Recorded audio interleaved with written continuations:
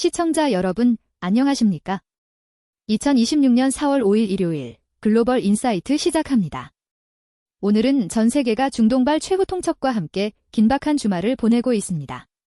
미국의 48시간 통보로 인해 호르무즈 해협의 파고가 그 어느 때보다 높습니다. 한편 국내에서는 헌정사적 비극을 극복하기 위한 제도적 장치들이 마련되며 새로운 시대로 나아가는 움직임이 포착되고 있습니다. 오늘도 박 작가님과 함께 전 세계의 오늘을 입체적으로 짚어보겠습니다. 작가님, 어서 오세요. 네, 반갑습니다. 오늘 전 세계 뉴스를 관통하는 테마는 임계점에서의 선택입니다. 미국이 이란을 향해 던진 48시간의 시계는 과거 1962년 쿠바 미사일 위기 당시의 긴박함을 떠올리게 하죠. 반면 한국은 과거의 아픈 역사를 되풀이하지 않기 위한 법적 방파제를 쌓고 있고, 일본은 경제적 트리플 약세라는 거대한 파도 앞에 서 있습니다. 이 사건들이 단순히 개별적인 뉴스가 아니라 거대한 역사의 톱니바퀴 속에서 어떻게 맞물려 돌아가고 있는지 오늘 하나씩 분석해 보려 합니다. 가장 긴박한 소식, 미국부터 가보겠습니다. 트럼프 대통령이 이란을 향해 사실상의 최후 통첩을 보냈습니다. 48시간 안에 협상에 응하거나 호르무즈 해협을 열라는 건데 상황이 매우 위태롭습니다. 네, 트럼프 대통령은 이란 전쟁의 지속 가능성을 시사하며 배수의 진을 쳤습니다.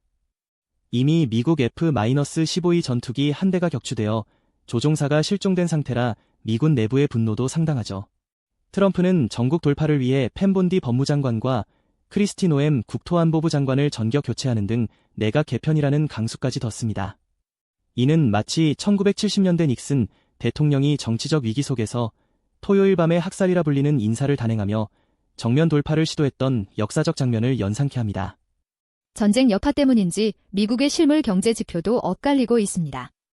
고용은 예상보다 좋은데 물가가 심상치 않네요. 3월 신규 고용이 17만 8천 개 늘어나며 실업률이 4.3%까지 떨어졌어요. 겉보기엔 견고한 회복세지만 속을 들여다보면 전쟁 인플레이션이 발목을 잡고 있습니다. 휘발유 가격이 갤런당 4.09달러를 돌파했고 아마존 같은 기업들이 연료 할증료를 부과하기 시작했거든요. 과거 1973년 1차 오일 쇼크 당시 고용 지표가 나쁘지 않았음에도 치솟는 에너지 가격이 결국 스태그플레이션을 불러왔던 것과 유사한 징후입니다. 이런 혼란 속에서도 구글이 AI 메모리 사용량을 83%나 줄이는 터보컨트 알고리즘을 발표한 건 위기 속에서도 기술 패권을 놓지 않겠다는 미국의 집요함을 보여주는 대목입니다. 중동 현지 상황도 살펴보죠. 이란이 호르무즈 해협에서 선별적 통행이라는 아주 영리하면서도 위험한 카드를 꺼내 들었습니다. 아주 흥미로운 전략입니다. 이란은 미국 선박은 막으면서도 트럼프에 반대하는 유럽 선박은 통과시키고 있습니다. 이는 서방 세계의 단일 대오를 흔들어버리는 분할 통치 전략이죠. 과거 나폴레옹이 영국을 고립시키기 위해 시행했던 대륙 봉쇄령의 현대적 변주라고 볼 수 있습니다. 동시에 이란 혁명수비대는 미국 드론 5대를 격추했다며 검은 날이라고 조롱하고 있고, 이란의 지식인들은 골레스탄 궁전에 모여 문화유산 파괴를 규탄하는 시위를 벌이고 있습니다. 단순한 군사 충돌을 넘어 명분 전쟁으로 확산되는 양상입니다. 이스라엘 역시 물러서지 않고 있습니다. 에너지 시설 공격 준비와 함께 내부적으로는 테러리스트 사형법까지 통과시켰군요. 이스라엘 의회가 통과시킨 사형법은 사실상 팔레스타인인만을 겨냥하고 있어 국제적 논란이 거셉니다. 군사적으로는 사자의 포효 작전을 통해 이란의 석유 정제시설을 타격할 준비를 마쳤죠. 하지만 이스라엘 내부도 평온하지만은 않습니다. 대법원이 안식일 시위를 허용하면서 종교계와 세속주의자들 사이의 갈등이 폭발했거든요. 하비마 광장에선 과밀로 시위자가 쓰러지는 응급 상황까지 발생했습니다. 전쟁이라는 외부의 적과 싸우면서도 내부의 정체성 혼란이라는 두 개의 전선을 동시에 감당해야 하는 이스라엘의 고뇌가 깊어지고 있습니다. 다음은 한국 소식입니다. 어제가 윤석열 전 대통령 탄핵 1주년이었죠.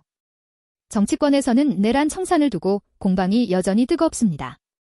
네, 정청래 민주당 대표가 국민의힘의 지방선거 불출마를 압박하며 공세를 높였고, 안국역 인근에선 대규모 시민 집회도 열렸습니다. 1960년 4.19 혁명 이후 우리 사회가 겪었던 진통과 정화의 과정이 21세기식으로 재현되고 있는 셈입니다. 특히 주목할 건 원내 6개 정당이 공동 발의한 계엄 통제 강화 개헌안입니다. 대통령이 계엄을 선포하면 지체 없이 국회 승인을 받아야 하고, 48시간 내에 승인받지 못하면 즉시 무효화된다는 내용이죠. 이는 과거 군부 독재의 유산인 계엄령을 국민의 대의기관인 국회가 완벽히 통제하겠다는 선언입니다. 경제와 산업 분야에서는 전기차 시장의 지각 변동과 에너지 안보 소식이 눈에 띕니다. 테슬라가 국내에서 신기록을 세웠네요. 테슬라가 3월 한 달간 1만 1천 대 넘게 팔리며 수입차 최초로 1만 대 고지를 넘었습니다. 고유가 시대의 전기차 선호도가 극에 달했음을 보여주죠. 정부는 이에 맞춰 고리 2호기를 35개월 만에 재가동하며 에너지 안보 강화에 나섰습니다. 마치 1970년대 에너지 위기 당시 원전 건설에 박차를 가했던 에너지 자립 정책의 부활을 보는 듯합니다. 다만 기초과학연구원 구내식당의 부실 식사 논란처럼 우리 과학계 현장의 처우 문제는 해결해야 할 숙제입니다. 이대한 과학적 성취는 결국 연구자들의 사소한 일상에서부터 시작된다는 점을 잊지 말아야겠죠. 중국으로 가보겠습니다. 중국은 대외적으로는 인도주의를 강조하면서도 내부적으로는 강력한 사정정국이 이어지고 있군요. 네, 마싱루이 중앙농촌공자경도소조 부조장이 기율 위반 혐의로 조사를 받고 있습니다. 경제지표가 1분기 5% 성장이라는 좋은 출발을 보이고 있음에도 내부 기강잡기를 멈추지 않는 모습입니다. 이는 역사적으로 경제 발전기에 나타날 수 있는 관료사회의 이완을 차단하려는 시진핑 정부의 전형적인 통치 스타일입니다. 또한 태국 시린통 공주를 초청해 소프트 파워 외교를 펼치면서도 미국의 중국산 장비 수입 금지 조치에는 우주 컴퓨팅 전문위원회 설립이라는 기술 자립카드로 맞대응하고 있습니다. 청명절 연휴를 맞아 중국 전역의 인구 이동량이 어마어마하다고 들었습니다. 연휴 첫날 유동인구가 무려 2억 9천만 명을 넘어설 것으로 보입니다. 중국 정부는 홍수와 산불 위험에 대비해 비상 대응 업무를 배치하며 긴장을 늦추지 않고 있죠. 특이한 점은 교육부가 햇살 모집 특별 활동을 통해 중점반이나 우열반 설치를 엄격히 금지하고 나섰다는 겁니다. 경제적 격차가 교육의 격차로 이어지는 것을 막아 사회적 불만을 잠재우려는 공동부유 정책의 연장선입니다. 거대 담론부터 민생의 세세한 부분까지 국가가 깊숙이 개입하는 중국식 시스템의 특징이 잘 드러나는 대목입니다. 일본은 현재 경제 상황이 매우 심각해 보입니다. 주가, 엔화, 국채 가격이 모두 떨어지는 트리플 약세가 나타나고 있네요. 네, 일본 경제로서는 그야말로 퍼펙트 스톰입니다. 중동 원유 의존도가 95%에 달하는 일본의 호르무즈 해협 위기는 치명적이죠. 10년물 국채 수익률이 1999년 이후 최고치인 2.39%까지 치솟으며 인플레이션 공포가 시장을 짓누르고 있습니다. 1990년대 버블 붕괴 이후 처음 겪는 강력한 물가 상승 압력에 일본은행도 금리 인상 카드를 만지작거리고 있습니다. 정부가 국민에게 에너지 절약을 호소할 정도로 상황이 절박합니다. 이런 와중에 이시바 시게루 전 총리의 방한 소식이 들려옵니다. 한일 관계의 새로운 전기가 될 수 있을까요? 이시바 전 총리가 4월 7일 방한해 이재명 대통령과의 면담을 추진하고 있습니다. 다카이치 사나의 총리의 강경 기조 속에서도 한일 관계의 끈을 놓지 않으려는 온건 채널의 가동으로 볼 수 있죠. 자민당 내부에서 국기 손괴제 같은 보수적인 법안 논의가 활발한 것과는 대조적인 행보입니다. 마치 냉전 시절 강경한 대결 국면 속에서도 마쿠 채널을 통해 파국을 막았던 셔틀 외교의 지혜를 발휘하려는 모양새입니다. 일본 내부의 혼란을 외교적 성과로 달래려는 전략적 포석도 엿보입니다.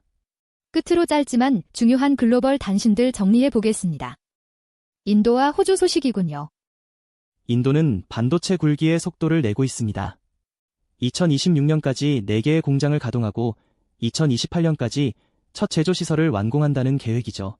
과거 IT 서비스에만 치중했던 인도가 이제는 하드웨어 제조 강국으로 거듭나려는 메이크 인 인디아의 정점을 찍고 있습니다.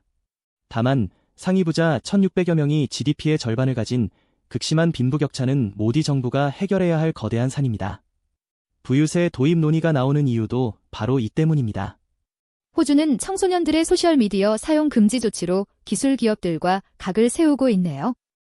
네, 16세 미만 미성년자를 약탈적 알고리즘으로부터 보호하기 위해 유튜브, 틱톡 등에 대한 조사를 시작했습니다.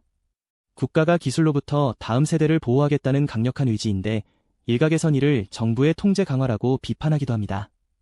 또한 기온이 1.47도나 상승하며 겪고 있는 극심한 더위는 호주인들에게 환경적 회복력이라는 새로운 시민의식을 요구하고 있습니다. 기후위기가 단순히 날씨의 문제를 넘어 국가의 문화와 공동체 의식까지 재편하고 있는 현장입니다.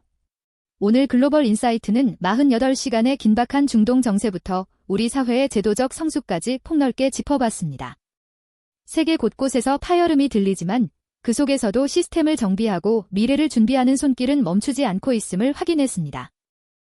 역사는 늘 위기의 순간에 쓰였습니다. 48시간이라는 짧은 시간도 혹은 1년이라는 긴 시간도 우리가 어떤 선택을 하느냐에 따라 미래의 모습은 완전히 달라질 겁니다.